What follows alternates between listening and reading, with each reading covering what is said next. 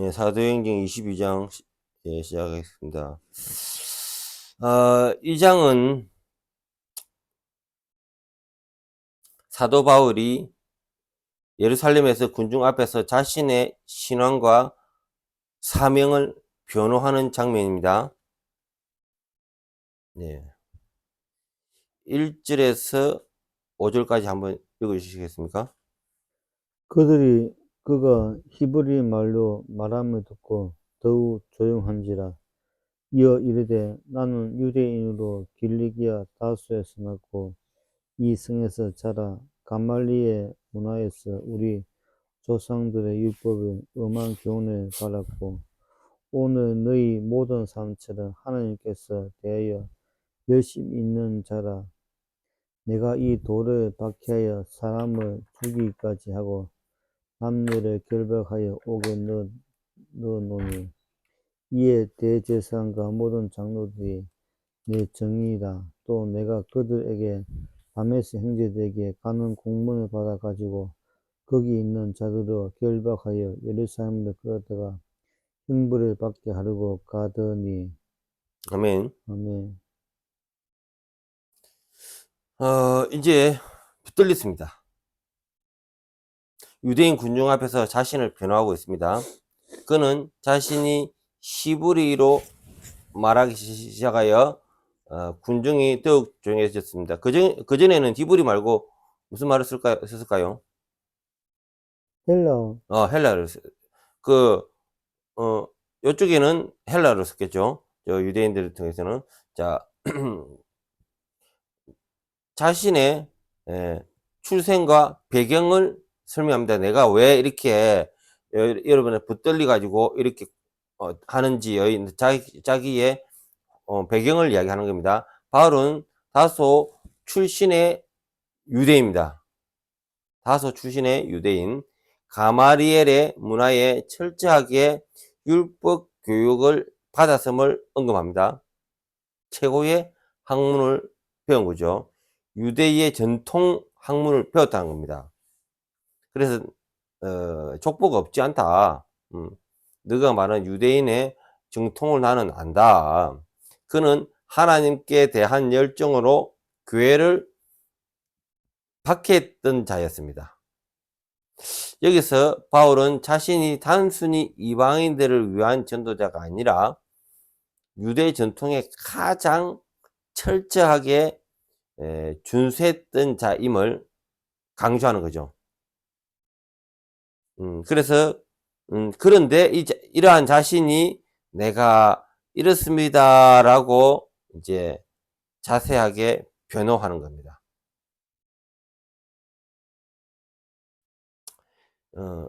그래서 이제 우리가 이 본문을 통해서 배울 수 있는 거는, 그는 한마디로 율법자였습니다. 율법주의자였습니다.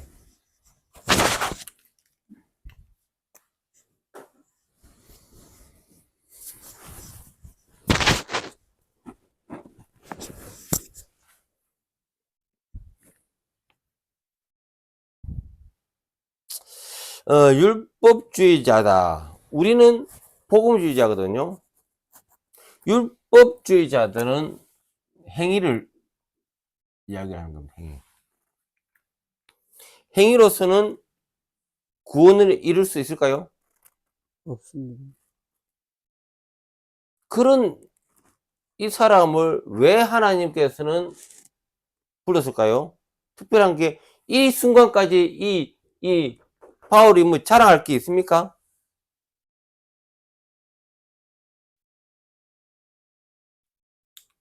하나님은 우리를 부를 때 우리의 의나 우리의 행위 때문에 부르는 것이 아닙니다. 하나님의 선택이죠. 하나님의 주권적인 선택입니다.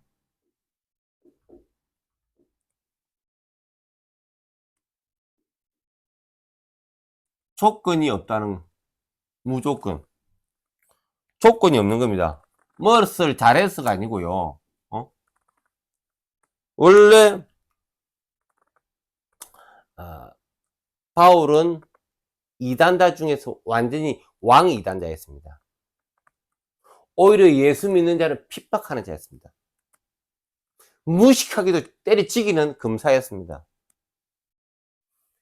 행위로 볼 때는 도저히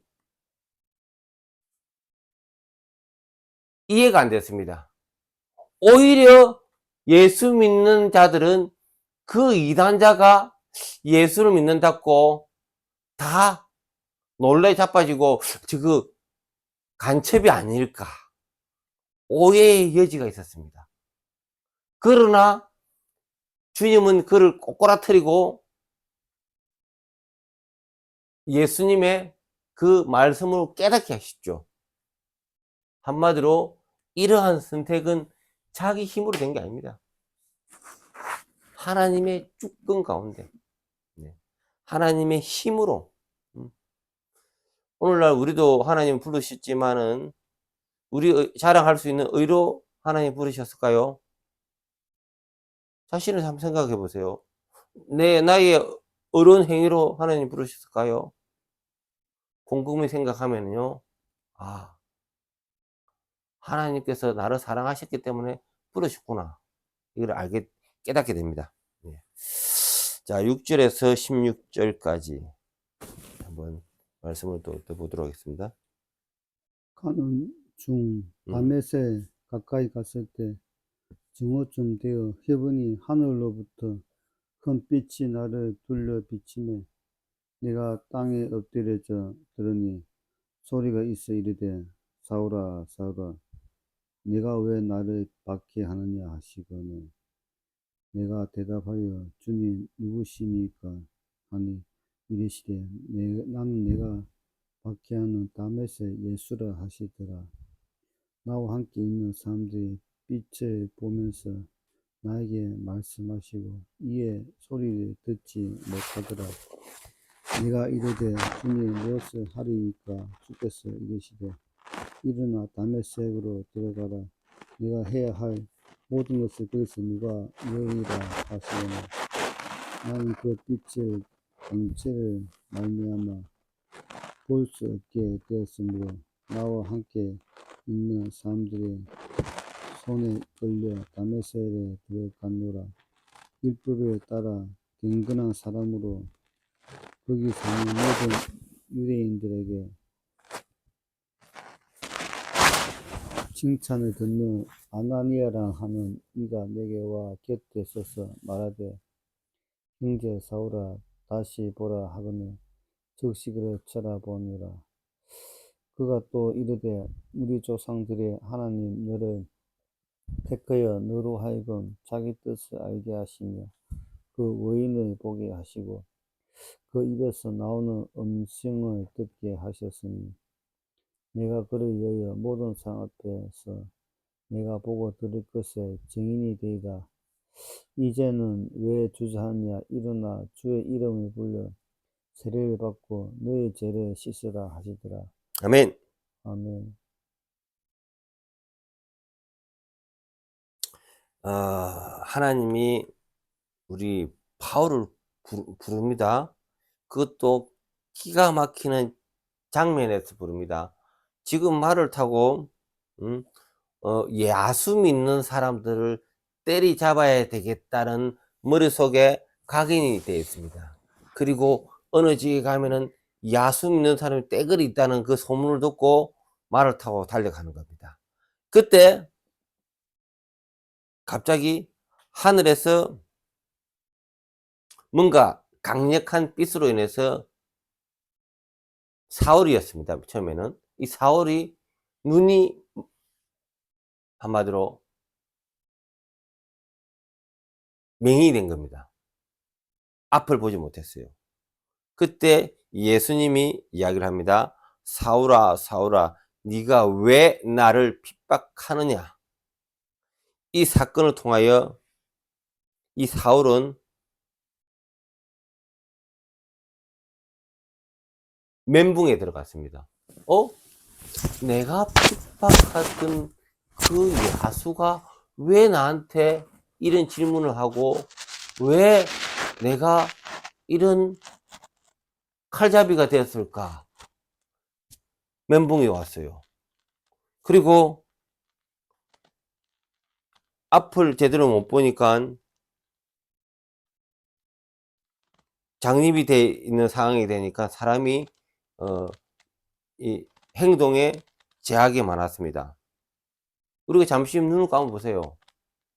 어디로 가겠습니까? 밥 먹으러 가겠습니까? 어디서 눕겠습니까? 어디로 가야 되겠습니까?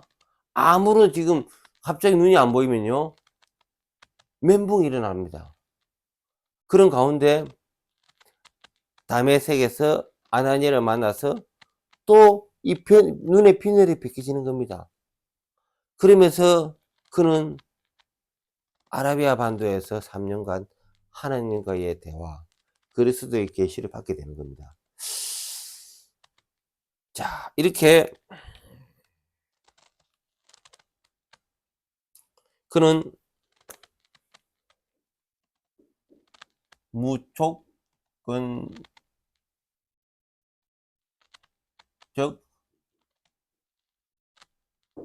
선택을 받습니다. 우리가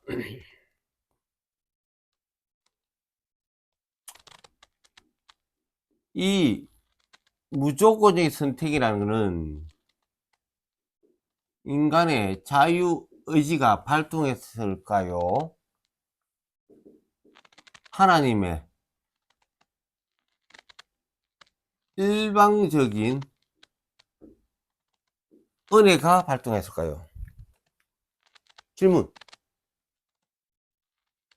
내가 예수 믿겠다 하고 나의 자유의지가 발동한 겁니까? 아니면 하나님에서 일방적인 너는 예수 믿어라 라고 일방적인 은혜가 왔을까요? 하나님의 일방적인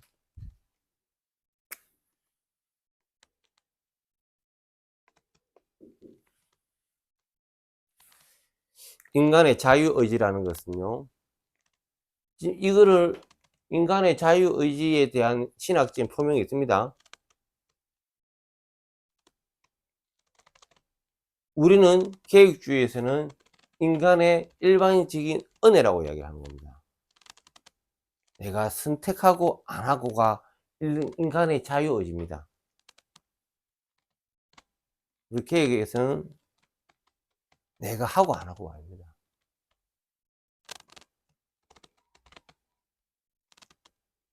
일방적인 은혜죠. 여러분이 내가 예수를 믿겠다. 물론 그때는 내 의지가 발동했는가 싶지만은 뒤에서 성령께서 나를 일방적인 은혜로 밀어붙였다는 겁니다.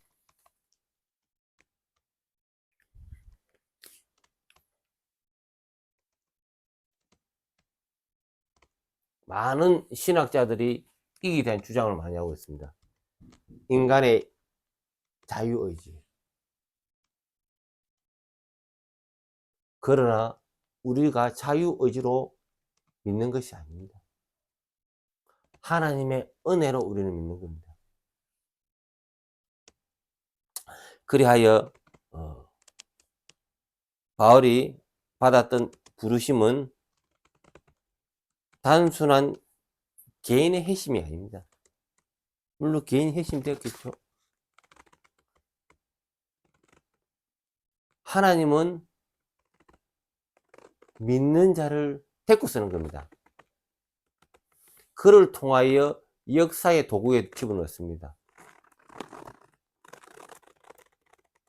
심지어 성경의 신약에 가만수가 넘는 27권에서 13권을 쓰는 그러한 구속사의 앞잡이로 큰 역사적인 오늘 사건이 일어난 겁니다. 하나님은 바울을 통하여 더군다나 이방인의 복음의 전도자로 사용했습니다. 복음을 확대하며 그를 사용하신 겁니다. 이것이 하나님의 놀라운 계획이란 거죠.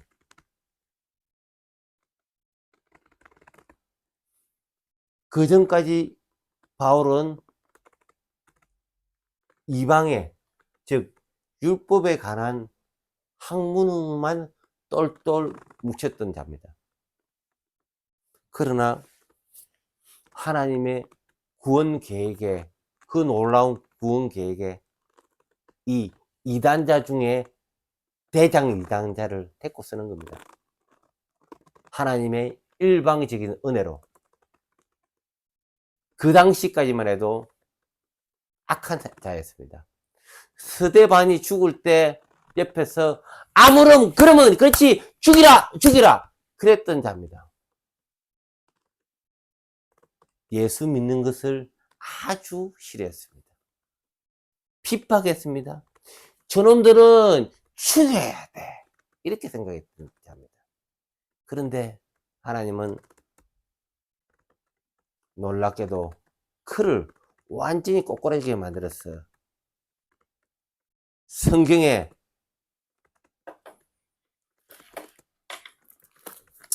이 성경에 신약의 반을 이상 쓰게끔.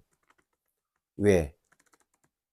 율법에 정통한 자이기 때문에 상대방의 저쪽 이단자에 대해서 더 깊이 알기 때문에 그들에 대한 생각을 변호하고 변론하고, 그리고 우리 아랍의 반도에서 하나님이 주셨던, 예수님이 주셨던 계시를 그의 힘있는 실체로 오늘날 지금까지 우리한테 가르침을 받지 않습니까? 예. 그래서 이렇게 그분의 부르심, 바울의 부르심, 정말 효과적인 부르심에 응답한 겁니다. 자, 다음 17절에서 21절까지. 후에 내가 예루살렘으로 돌아와서 성전에서 기도할 때 황혼한 중에 보매 주께서 내게 말씀하시되 속히 예루살렘으로 나가서 그들은 내가 내게 대하여 증언하는 말을 듣지 아니하리라 하시거늘 내가 말하기를 주님 내가 주를 믿는 사람들을 가두고 또 각방에서 때리고 또 주의 증인 스데반의 피를 흘릴 때 내가 곁에 서서 찬성하고 죽이는 사람들의 옷을 지킬 줄 그들도 아나이다. 날들어 또 이르되 떠나가라 내가 너를 멀리 이방에 보내리라 하시거니와. 아멘.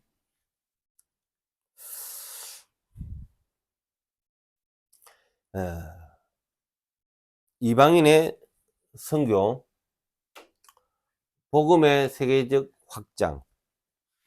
바울은 예루살렘에서 기도하는 중에 하나님께서 그를 이방인들에게 보내라 명령을 주셨다고 고백합니다.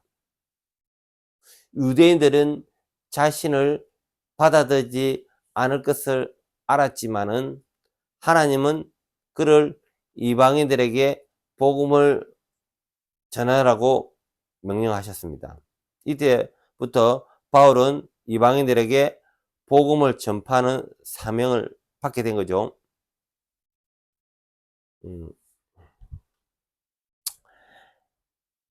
유대인들은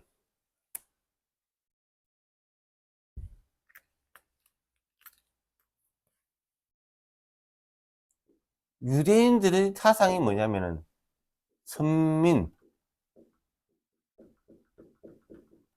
사상이 있었습니다. 무슨 사상요? 선민사상. 이게 무슨 말일까요?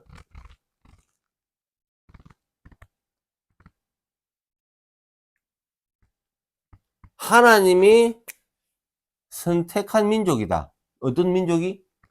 유대인. 유대인만 선택한 민족이다. 이렇게 생각했습니다. 구원은 우리 유대인만 선택받았다. 라고 이야기를 했습니다. 그런데 유대인만 구원을 받아야 되는데 야수님이 오면서 세상에 이방인들과 이 천한 것들도 믿으면 천국 간대. 그들도 구원 받는데 유대인들은 눈 삐지는 이야기입니다. 그러나 복음은 확대됐습니다.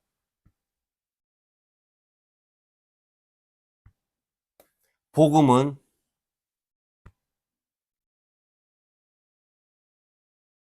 이방인 모두에게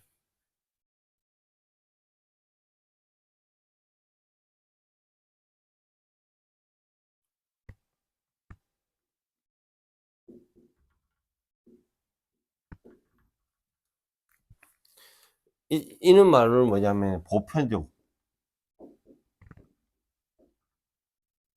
그 전에 우리가 는 하나님은 유대인만 천국 가는 줄 알았던데 이방인들도 하나님이 보편적으로 다 부르셨더라. 이 이야기를 바울 목사님이 한다는 겁니다. 조건부.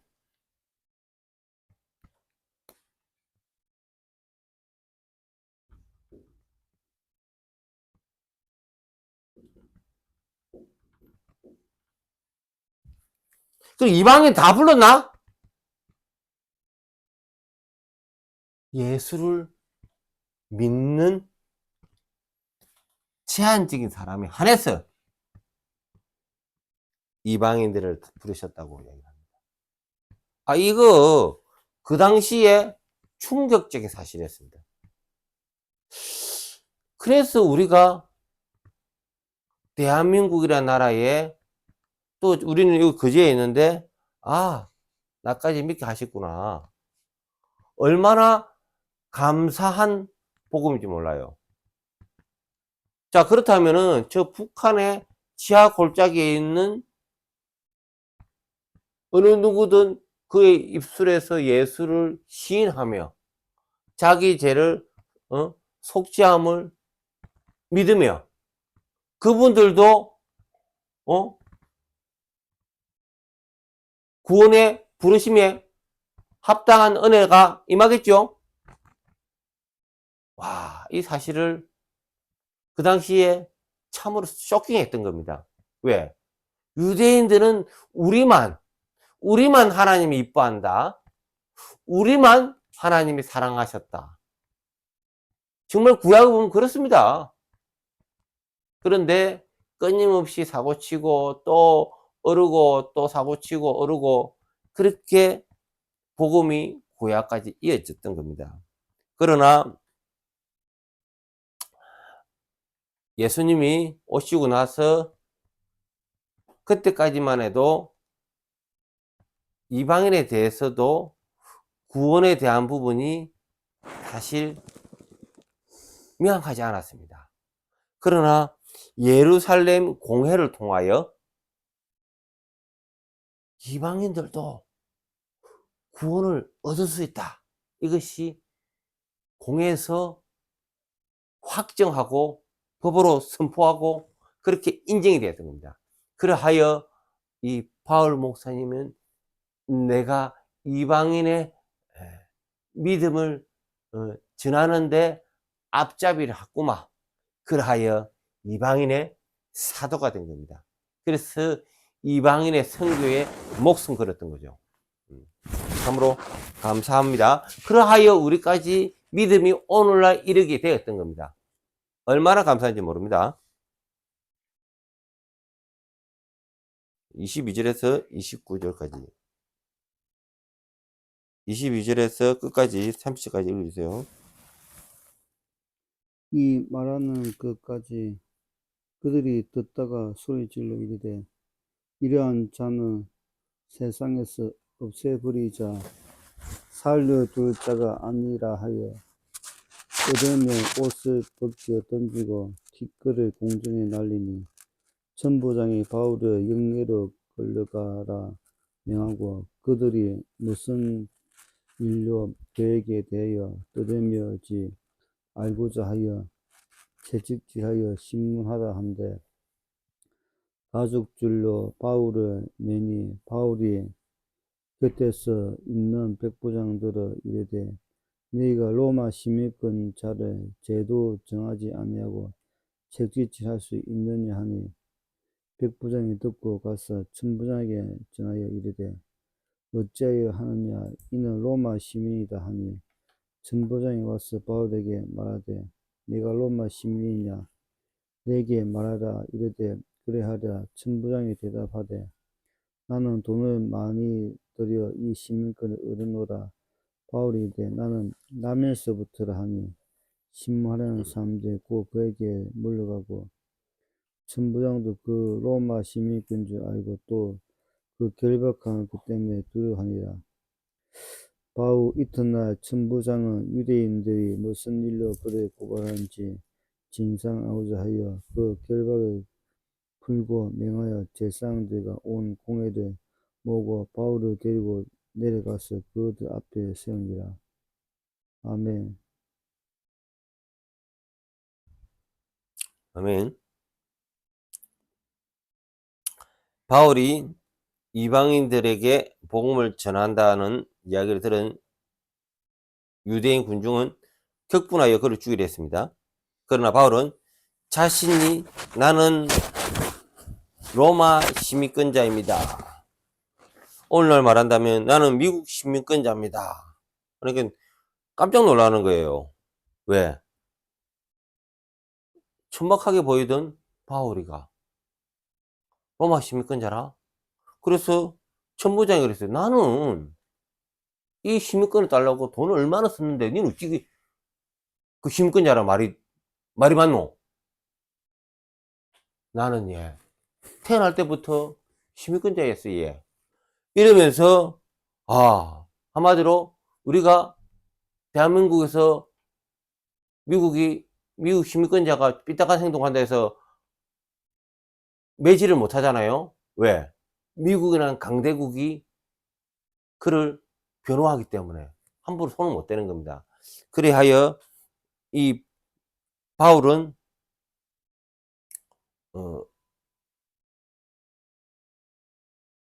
함부로 대할 수 없고 법의 절차에 의해서 진행해야 됐습니다. 이것이 하나님의 섭리입니다. 하나님의 섭리.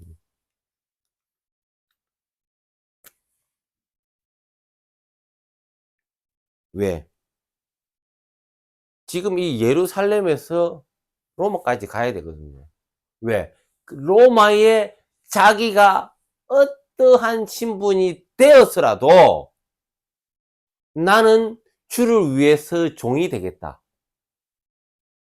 유대인의 종이 되겠고 이방인의 종이 되겠고 약한 자의 종이 되겠다고 각오한 그는 막말로 자기 제자들이 잡힌다, 결박당한다. 그럼에도 불구하고 그는 이렇게 하면서까지 로마에 가고 싶었던 것입니다. 왜 가고 싶었냐? 복음을 전하기 위해서. 이렇게 내가 포로의 신분이 될지라도 꼭 거기 가서 로마에 가서 마지막 주님을 이야기하다가 복음을 전하다가 죽겠다는 그러한 각오에 하나님의 섭리 가운데 포로자의 신분이 되면서까지 로마에 가기를 소원했던 겁니다. 기도하고 마치겠습니다. 주님 감사합니다. 오늘 바울은 자신이 무지 막지 나쁜 놈이었는데 하나님이 갑자기 그를 불러서 또 그 부름에 응답하고 또 이로 인해서 이방인의 사도가 되었고 이로 인해서 로마에 가서 복음을 전하기까지 그가 오늘 사로잡혔습니다. 주님 감사합니다. 이로 인해서 우리가 믿게 하여 주시고 우리를 통하여 하나님께서 사용하여 주시옵소서. 예수님 이름으로 기도드립니다. 아멘. 아멘. 찬송하거든요. 순거 이- 300 271장. 좋았어. 271점.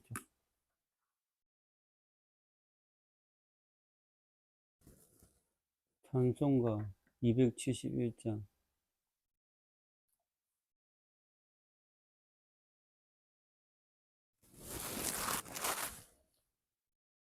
이 맞나? 찬송가 있는데.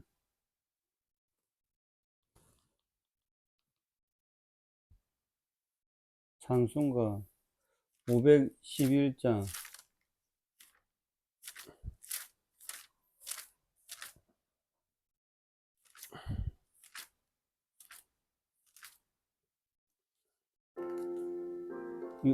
가만있어.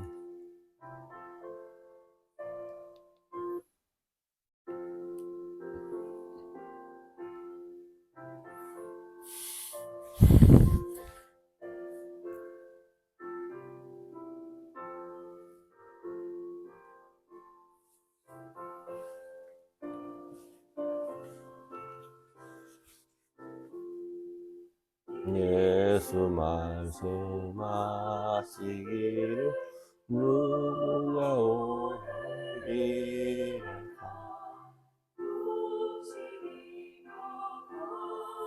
이거 아닌데, 이 음. 찬송가 589장.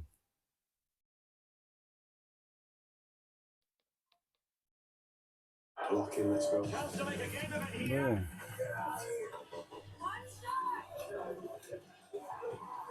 와.